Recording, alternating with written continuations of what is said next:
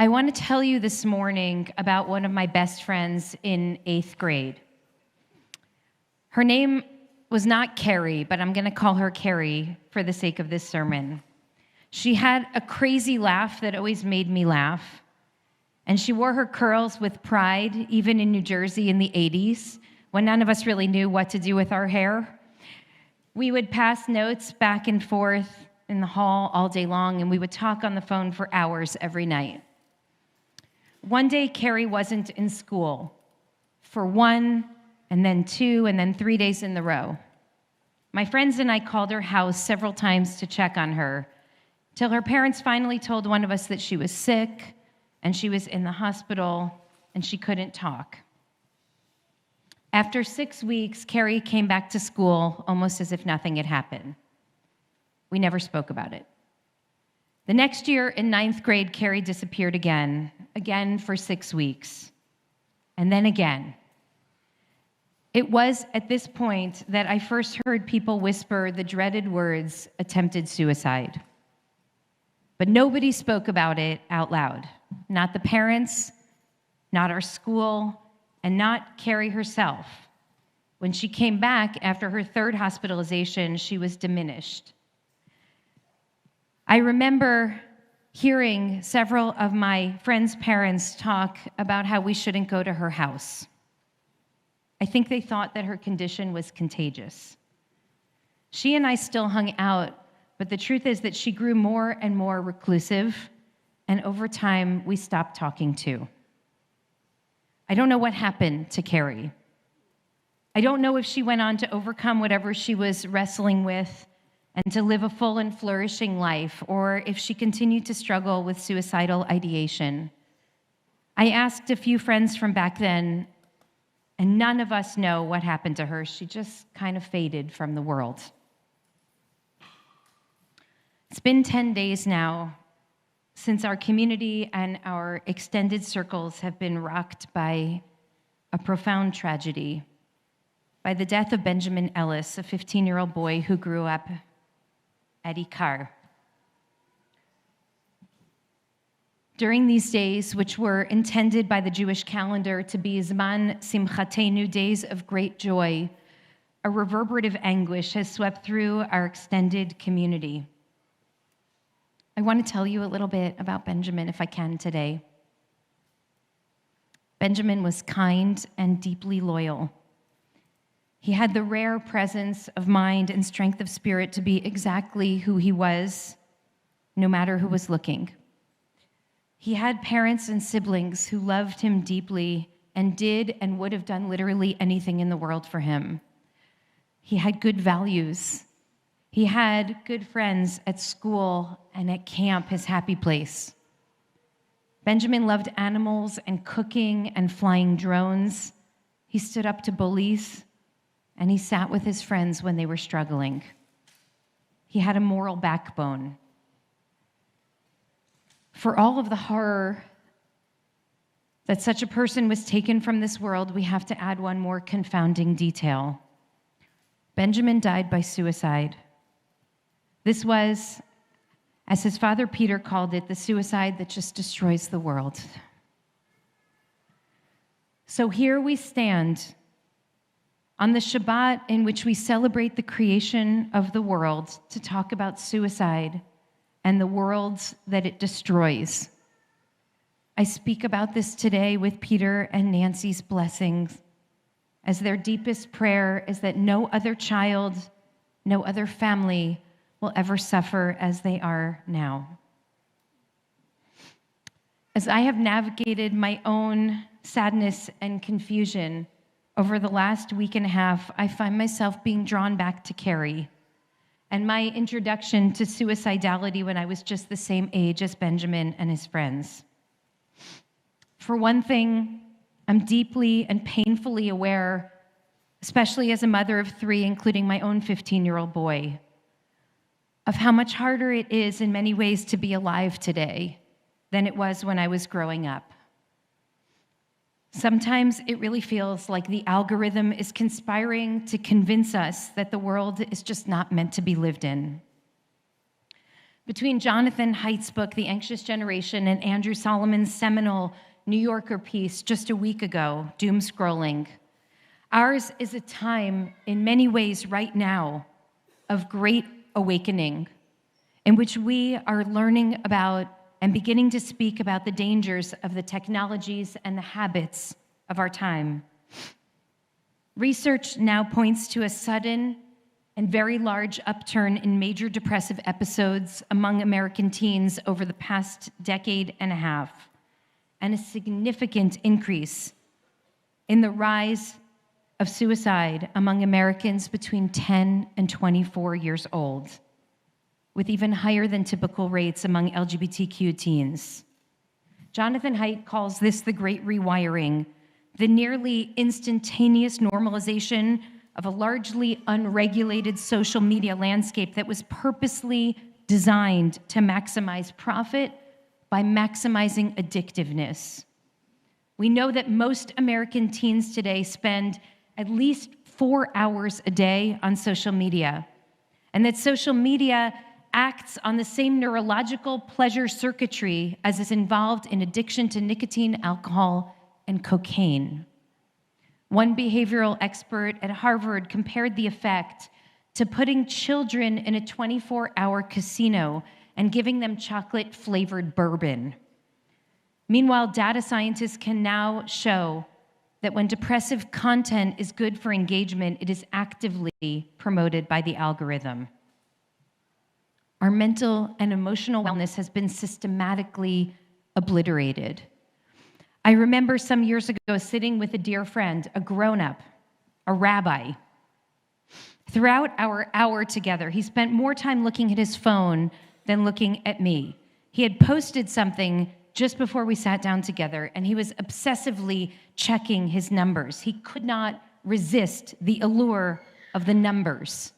Now, if sophisticated, resourced adults struggle to navigate these platforms, how can we expect our children to figure out how to self-regulate, how to hold healthy self-image, how to honor real relationships and make good moral choices? It's no wonder that our children are struggling. It's so hard to grow up in this environment, an environment of so much judgment and so much callousness and cruelty and heartache and sorrow, to try to figure out who we are in relationship to all of it. This is not to say that social media and technology are definitively causal in the spike in self-harm and suicidality. I don't want to be overly facile here about something that is a very complex reality. And it's also true that sometimes these very same platforms can contribute to mental wellness, including helping young at-risk people connect with one another and with health and wellness resources.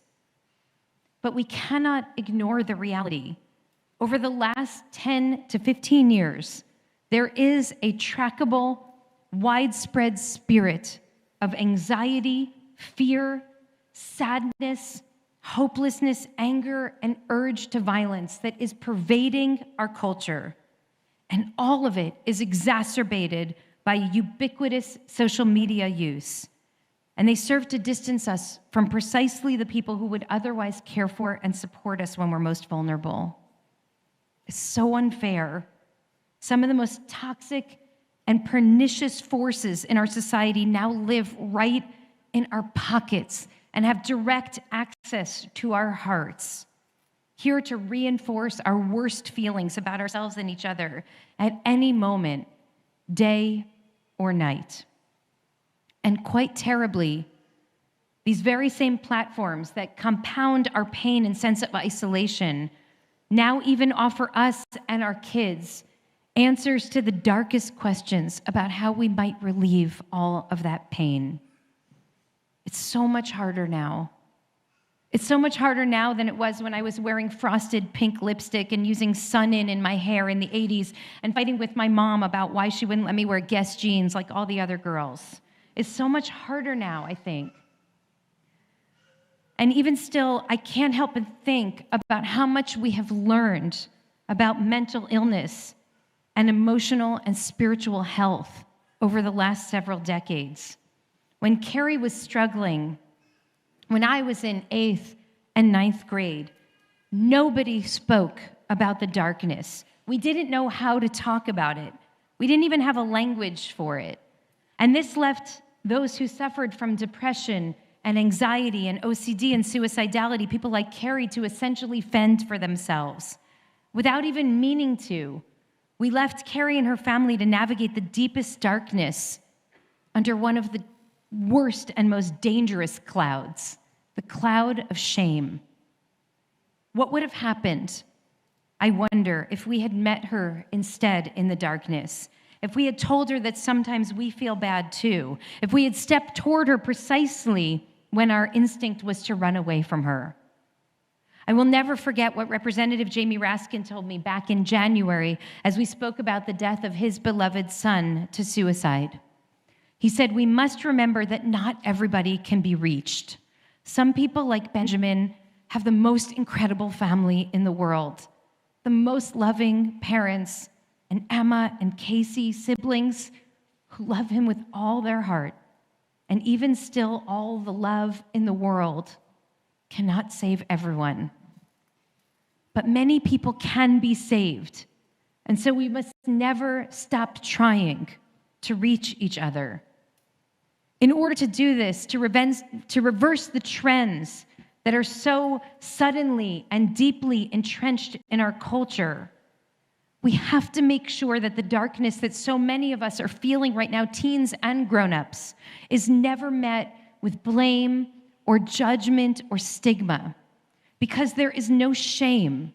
There is no shame in feeling desperate and dejected, in feeling isolated and lonely, unwelcome and unworthy. There's no shame to hurting inside. These feelings are not something to be ashamed of, but something to be aware of. And so we have to talk about shame. This Shabbat, we started reading from the very beginning of the Torah all over again. And shame emerges almost right at the start.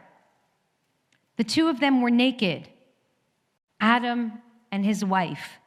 Velo yitboshashu, and yet they felt no shame, it says in the 2nd chapter of Genesis.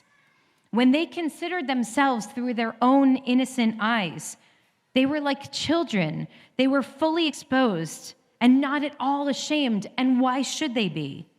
It wasn't until they saw themselves through the gaze of the serpent that things started to shift. And then the Torah says the eyes of both of them were opened and they perceived that they were naked.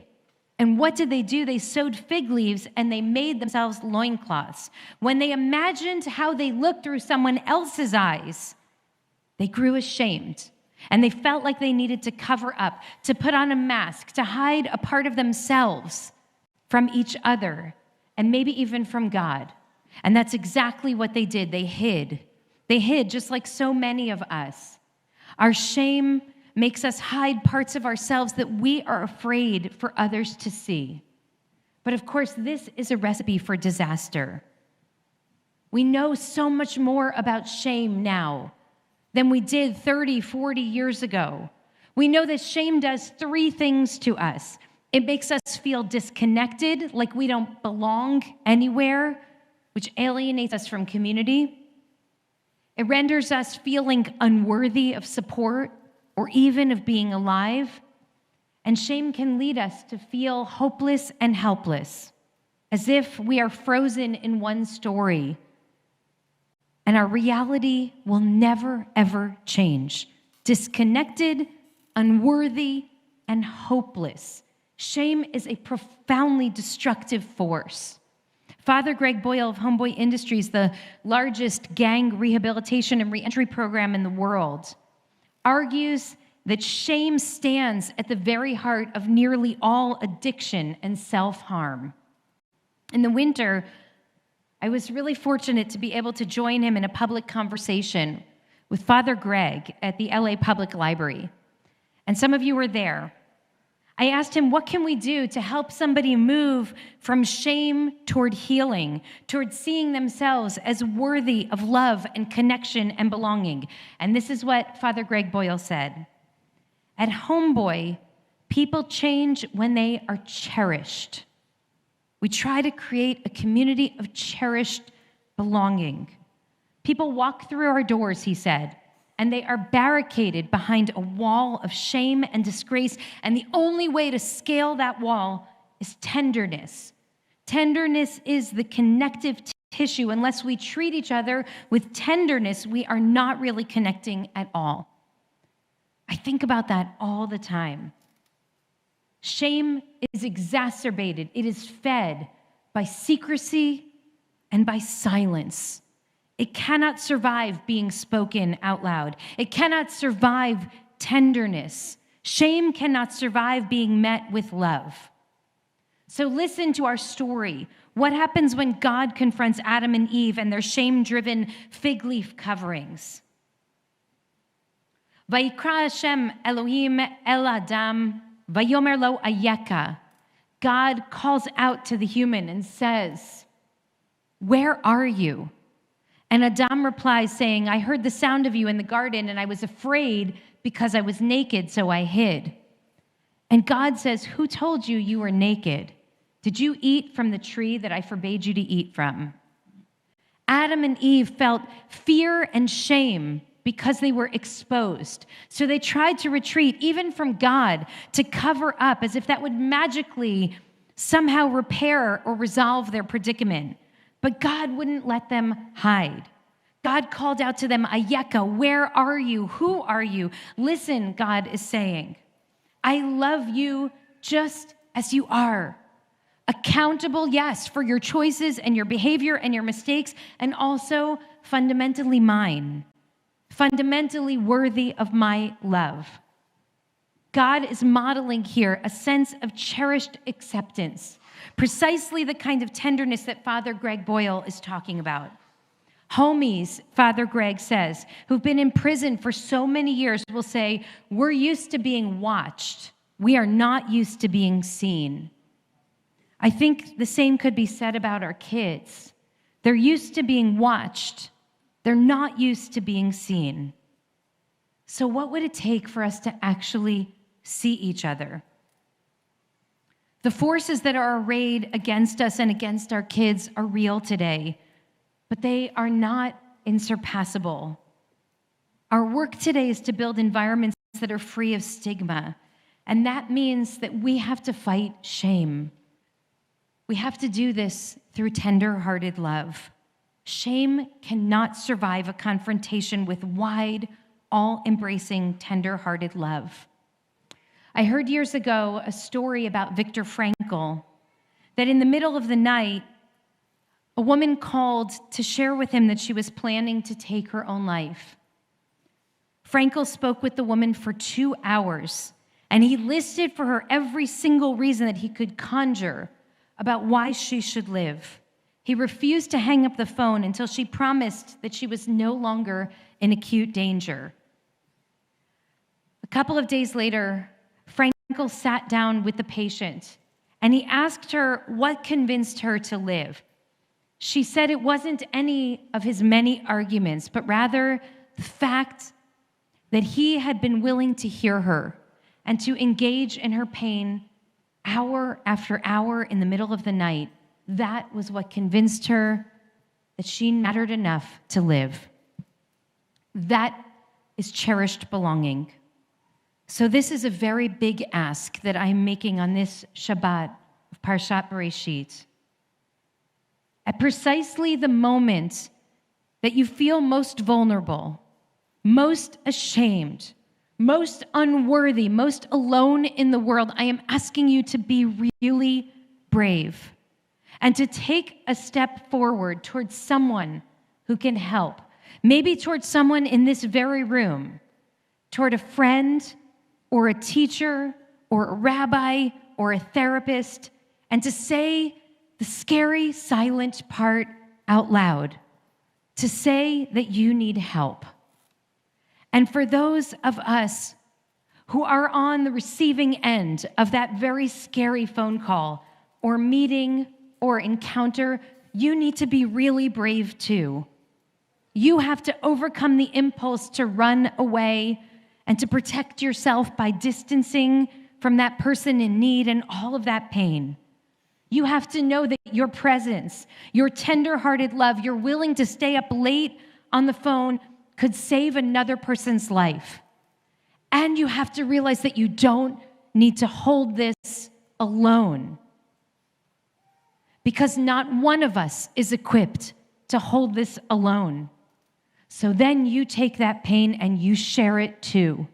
And together we create a collective web of cherished belonging, a web of tender-hearted care.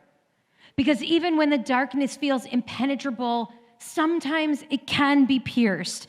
It can be pierced by tender-hearted love, by presence, by the gentle reminder that there is so much to live for and that it gets better, that life sometimes gets better. We have to remind ourselves and each other that the world is not nearly as cruel as it may seem in the middle school or ninth grade classroom or lunchroom, as it may seem in the deep recesses of the internet, that there are wonderful, extraordinary, and beautiful people right here in the real world that are waiting to know you, people you haven't even met yet, people who will fill your life with joy and connection. The world is painful, and the world is also full of blessings. And there is purpose for every single one of us in this broken and bruised and beautiful world, purpose that only you can fulfill. Our work today in the face of such a terrible, devastating loss is to do absolutely everything we can to try to pierce the darkness by the tender reminder that we need each other exactly the way that we are. I pray to God that Benjamin Ellis's memory will always be a blessing. Nancy and Peter and Emma and Casey, that you find comfort and consolation knowing that every single day of his life, he knew that he was loved deeply and he shared his big-hearted love with the world. Zichrono livracha. We will help you remember him with love every day.